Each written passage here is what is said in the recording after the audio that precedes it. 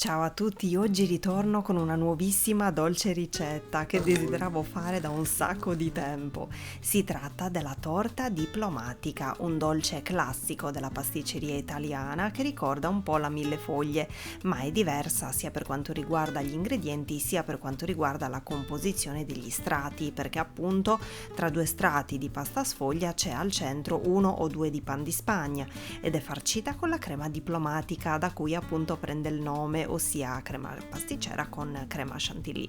Immaginate quindi che tripudio di gusti e che spettacolo, il mix di consistenze tra croccante, sfogliato, morbido, super cremoso.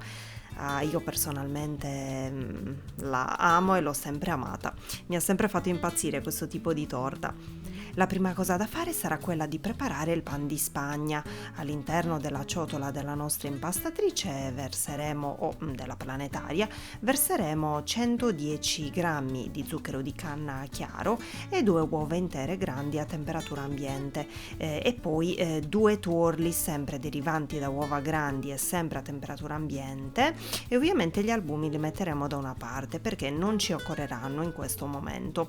Poi, visto che in questa ricetta ne avanzeranno tanti, alla fine di questo video nelle schermate finali vi lascerò 2 ricette per poterli utilizzare. Nella nostra ciotola uniremo la scorza grattugiata di un limone biologico grande e i semini prelevati da una bacca di vaniglia. Aggiungiamo anche un pizzico di sale e montiamo per 15-20 minuti consecutivi alla massima velocità. Nel frattempo che la nostra impastatrice è in funzione, ci occuperemo anche di iniziare a preparare gli ingredienti per la crema pasticcera, così durante la ricetta non avremo tempi morti, per cui gli ingredienti saranno 200 g di latte intero fresco, 50 g di panna liquida fresca, 2 tuorli grandi, 70 g di zucchero di canna chiaro, 15 g di farina, 10 g di amido di mais, la scorza tagliata a pezzi così, quindi a strisce, di un limone biologico e i semi prelevati da una bacca di vaniglia. All'interno di un pentolino verseremo quindi il latte con la panna, uniremo la scorza di limone e i semi della bacca di vaniglia e mescoliamo bene e mettiamo da una parte.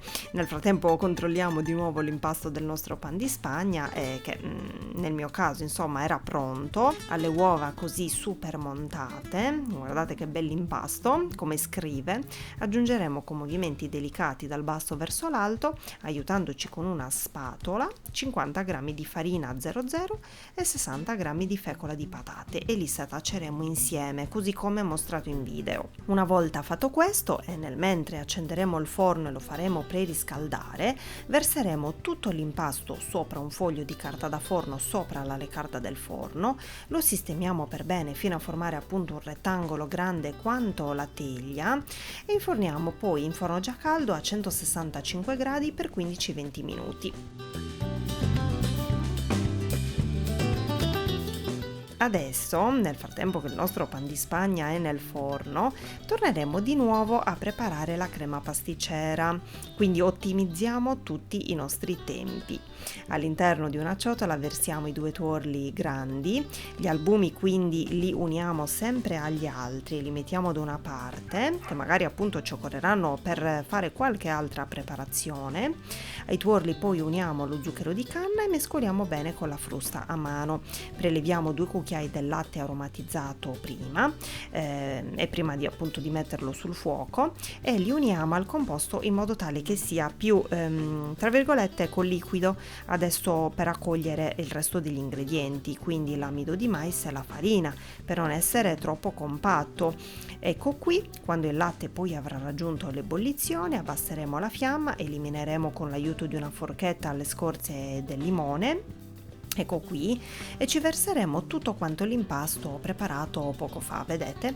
Attenderemo un minuto in modo tale da far formare sulla superficie qualche bollicina e poi sempre con la fiamma bassa mescoleremo energicamente con una frusta a mano fino a che non si sarà addensata. Questa crema pasticcera, in particolare questo tipo, risulta molto compatto e denso proprio perché in seguito dovremo poi unire anche la panna montata, altrimenti poi quindi risulterebbe troppo liquida. Trasferiamo la crema all'interno di una ciotola in vetro e copriamo con la pellicola a contatto con la superficie della crema, la facciamo freddare così completamente. Ecco il tempo concluso anche della cottura del nostro pan di Spagna, lo sistemiamo sopra un canovaccio e tagliamo tutte le estremità per regolare i bordi e nel mentre assaggiamo. Che buoni, meravigliosi, un gusto proprio buono e genuino e aromatizzato così al limone e alla vaniglia, fantastico. Copriamo con il canovaccio e facciamo freddare ovviamente anch'esso così a temperatura ambiente. Nel frattempo srotoliamo un rotolo di pasta sfoglia rettangolare, lo sistemiamo sopra la teglia grande del forno, lo pieghiamo in due per prenderci proprio il segno del centro e tagliamo quindi a metà per ottenere due sfoglie precise e identiche. Poi spennelliamo tutta la superficie con un tuorlo sbattuto e quindi poi l'albume avanzato lo aggiungeremo sempre agli altri che abbiamo lasciato da parte. Ora bucherelliamo la superficie delle due sfoglie con i rebi di una forchetta, mi raccomando pigiate bene perché i fori dovranno essere tanti e dovranno essere fino in fondo, altrimenti poi durante la cottura rischiereste che le sfoglie si possano gonfiare. Diamo un'altra pennellata di tuorlo per intensificare appunto il tutto. Spolverizziamo la superficie con un bel po' di zucchero a velo e inforniamo a 180 gradi per 20 minuti circa. Se doveste notare arrivati a 15 minuti che le sfoglie si stanno gonfiando, aprite leggermente il forno, schiacciatele con una paletta, una spatola ad esempio e richiudete immediatamente il forno. Trasferiamo anch'esse su un canovaccio e le copriamo con la pellicola trasparente. Le facciamo freddare così. Ci prepariamo adesso anche la bagna. All'interno di un pentolino versiamo 150 ml d'acqua, 2 cucchiai di zucchero e qualche pezzetto di scorza di limone. Portiamo ad ebollizione, facciamo bollire per circa 5 minuti, poi spegniamo e mettiamo da una parte, facciamo freddare anche questa preparazione. L'ultima cosa da fare sarà montare la panna, quindi all'interno della nostra ciotola della planetaria versiamo un cucchiaio di zucchero a velo, 250 ml di panna fresca da montare e deve essere ghiacciata in modo tale che così monti prima. La montiamo fino appunto a raggiungere la consistenza ideale. Adesso riprendiamo la crema pasticcera che deve essere assolutamente completamente fredda. Uniamo 2 cucchiai di panna montata e la morbidiamo così con le fruste in movimento. Se notiamo che ancora per esempio un pochino è compatta, aggiungiamo altri 2 cucchiai e poi delicatamente uniremo la restante panna, però non con le fruste ma così a mano, mescolando con un cucchiaio o con una spatola in modo tale che non si smonti. Mettiamo nel frigo a far freddare ancora e quindi arrivati al momento di assemblare il tutto e di unire tutti gli strati dovremo appunto avere la certezza che ogni nostro ingrediente sia freddo. Disponiamo su un vassoio o su un piatto il primo strato di sfoglia e con l'aiuto di una sacca poche disporremo la crema diplomatica tutto sopra. Mettiamo anche il pan di Spagna che dovrà avere le stesse dimensioni della sfoglia, bagniamo con la bagna preparata precedentemente con l'aiuto di un pennellino, poi altra crema diplomatica, altro strato di pan di Spagna, altra bagna, altro strato di crema e visto che ne avevo poca ho preferito spalmarla così con il cucchiaio, tanto ce n'è abbastanza anche negli altri strati, era giusto così per completare l'opera. E in ultimo appunto il secondo e ultimo strato di sfoglia, ma guardate che cosa meravigliosa.